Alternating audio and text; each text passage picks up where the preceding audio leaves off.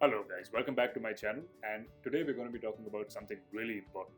What I say has to be said because I've been getting a lot of messages from a lot of Indian and Southeast Asian aspiring pilots who've been writing in to me.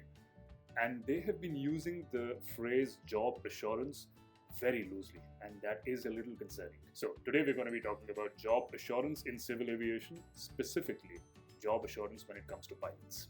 Once again guys, thanks a lot for the amazing response on all my videos. If these videos are helping you, like, comment, subscribe, share these videos with as many aspiring commercial pilots as you can, just like you, so we may all bust the myths surrounding commercial pilot training. So a lot of you are concerned about the amount of money you're going to spend on a CPL, on a multi-engine rating, on a type rating, subsequently airline training. You should be concerned, they are huge amounts of money. But a lot of you also happen to think job assurance follows spending this money.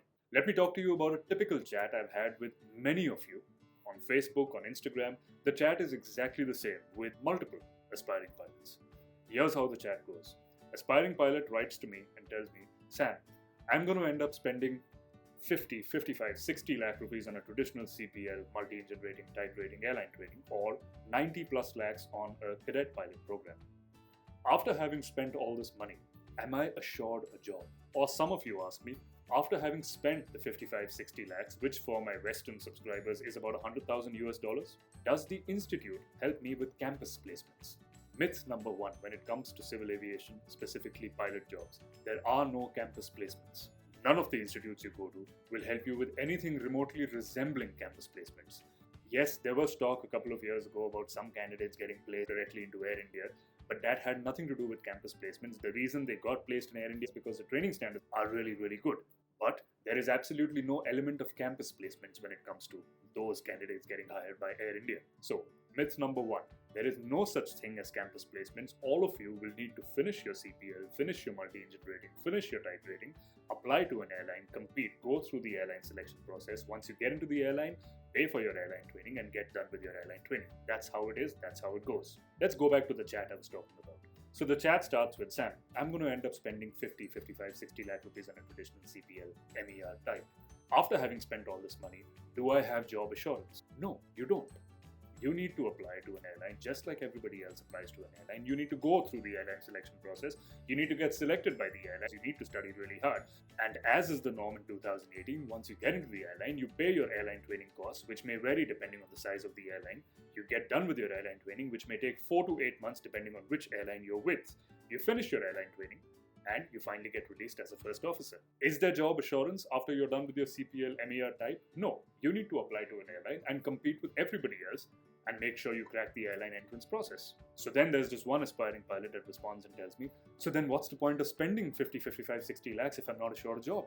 Please do not be under the misconception that just because you've spent 55, 60, 65 lakhs on a CPL MER type, that an airline owes you a job. They do not owe you a job. You need to compete like everybody else. And yes, there are a lot of jobless pilots in the Indian and the Southeast Asian market because the number of pilot jobs are only so many, and there are many people willing to spend the kind of money it takes to become a commercial pilot. So then I tell the aspiring pilot on the chat exactly what I told you right now, to which he asked me, so then what's the solution? The solution is to compete. Just like you compete for any other job in the world. Why is it that an MBA from a grade C institute costs this much? From a grade B institute costs this much, and from a grade A institute costs this much? The reason the MBA gets more and more expensive is because the quality of the institute is getting better and better.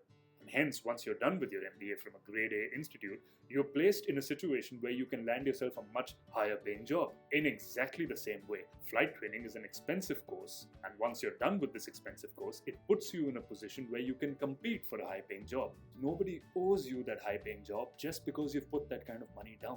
I hope you guys understand this. I hope it doesn't break your heart, but that's the absolute truth. The solution is to compete, and the solution is to be the best among the candidates that apply to the airline. Is that really difficult? No. Is it challenging? Yes, because there's a lot of ab initio pilots applying for a very small number of pilot vacancies. Is it impossible? By no means is it impossible, guys. There are various websites and various YouTube channels out there helping you with your pilot training studies. There are a whole bunch of books available that you can refer to, and keep yourself on the ball with the latest syllabus and the latest studies required to get into an airline in terms of cracking an airline entrance process.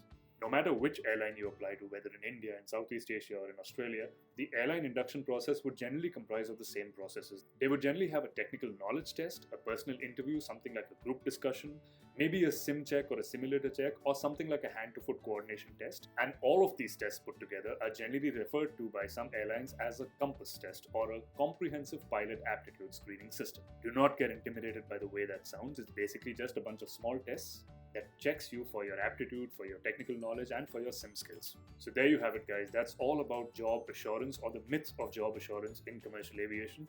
The next time somebody in a room says something to the tune of job assurance when it comes to pilot jobs in civil aviation, you call the bluff and tell them what the truth is. Job assurance in commercial aviation, specifically in terms of pilots, comes only by competing, by studying hard, and by cracking the airline induction processes, just like everybody else. I hope this video has helped you. If it has, please share it with as many aspiring commercial pilots as you can so they may all benefit from the information. I like the way we interact, so if you have any queries, put them down in the comments and I will help you with a response if I can. Always remember to watch all my videos in conjunction with the blog article, All You Need to Know About Becoming a Commercial Pilot.